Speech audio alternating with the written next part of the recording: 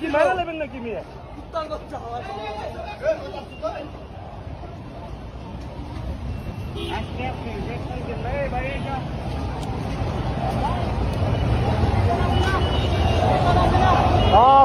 তোমার নাম কি? তোমার মারলো কে?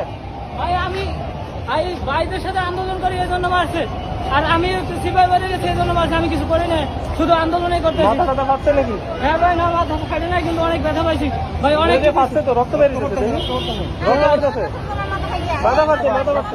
এত যাও তাড়াতাড়ি ভাই, আপনারা একটু ব্যবস্থা করেন আমার জন্য। যাও ভাই, দিয়ে দেন।